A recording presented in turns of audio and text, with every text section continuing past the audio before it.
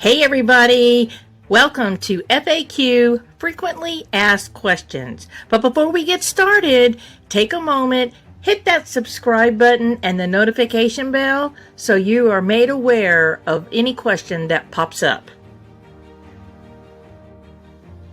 And the question today is, what are 5 best budgeting methods?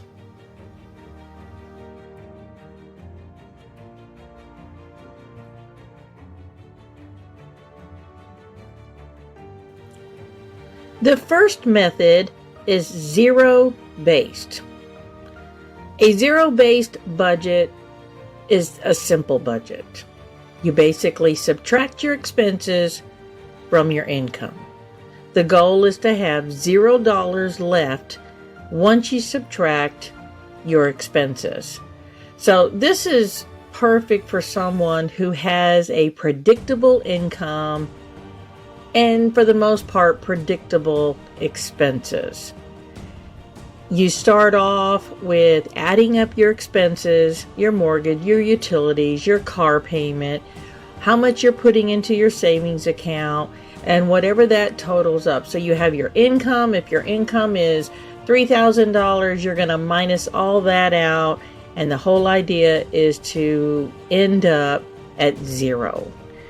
The pros for this type of budgeting method is that it forces you to track everything. You track all your income and you track your expenses.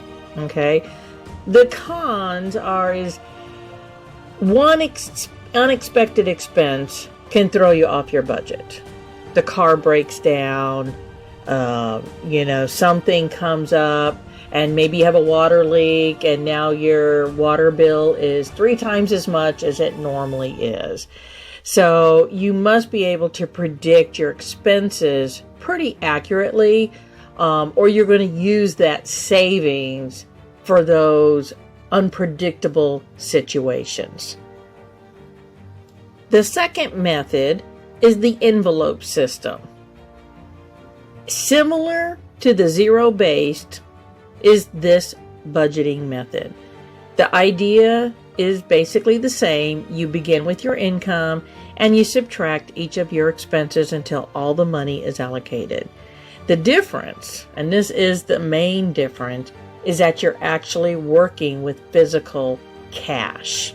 Okay, so you're going to start off, you're going to identify those expenses. You're basically creating envelopes for each expense. So when you get paid, you're turning that into physical cash and you're putting the cash into each of the envelopes. So if you have $100 for fuel, you're going to put $100 into an envelope for cash, and you're going to keep that with you, and you're going to, every time you have to fuel up, you're going to use the money that is in that envelope. This is basically, this comes from the Dave Ramsey. It's very, very popular. You hear out on YouTube as it referred to cash stuffing, but a lot of people like this method because it really forces you into that budget. Because once your cash is gone, that's it. You have no more. If you have cash left over, you roll it over into the next month. So the pro of this type of method is that it keeps you from overspending and it teaches you the discipline. The cons is there's a lot of retailers out there that really don't want you to pay with cash. And there's a lot of people who don't like carrying cash. So, and it only really works in cash, like places where you can physically walk into. And nowadays, there's a lot of bills that we pay that are electronic. The third budget method is the 50-30-20. And this is a guide for your money, breaking it down as, about 50% is going to necessities, about 30% is discretionary, and the remaining 20% is either for savings or for debt repayment.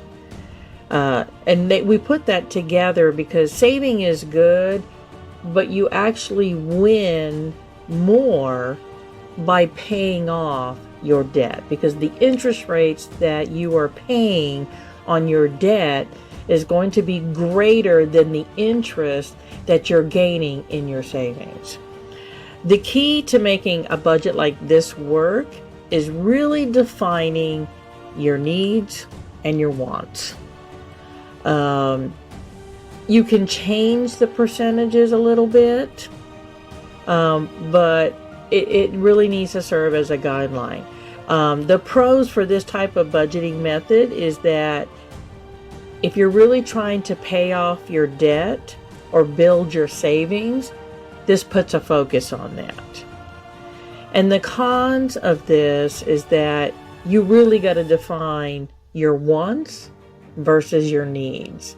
And a lot of us sometimes find that our wants category is a lot bigger than our needs category. And you got to update the percentages. So you need to, if you have like an Excel sheet or something that puts these percentages out, as you pay things off or you build your savings, you may tweak those percentages a little bit to align with the goals that you may have. The fourth budget method is pay yourself first, or the 80-20 budget. If you need discipline so you can save money, then this might be for you.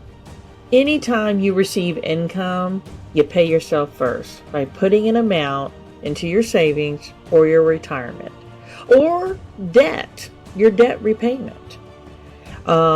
It's also referred to as the 80-20 budget. 20% goes to your savings or debt, and then the 80% covers all your other items. So you're living off of 80% of your income and using the remaining 20% to pay off debt or to build your savings. Some people can't break things out. They're uncomfortable, but they do need that extra discipline to save the money or to focus on paying the debt repayment. You don't have to track every single expense with this type of budget, but you do need to make sure that 80% of your income does cover your needs. Because with this type of budget, you can easily overspend since you're not tracking everything. So that is a con for this. And the last one, which is the fifth one, is the reverse budgeting method. And this one is very, very similar to the pay yourself first. You're still using the 80-20 rule. But what the difference is you're focusing on one major money goal each month. Okay, so it's usually a different goal each time.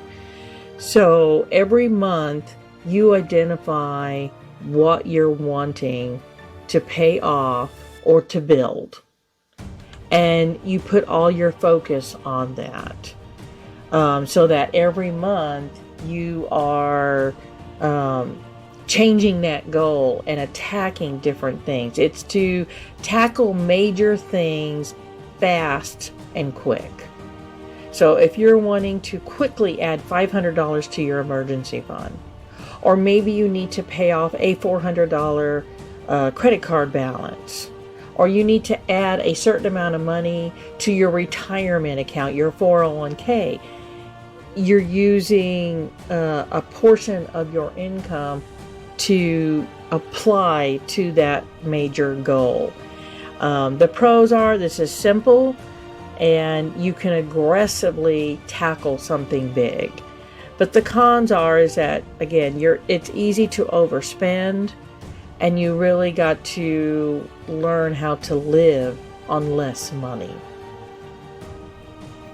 If you found this video helpful, smash that like button. The YouTube gods love it when you do that, and it says, hey, I like you. Go ahead, like it, comment, and share this video with your friends. And if you haven't done so yet, hit that subscribe button and that notification bell.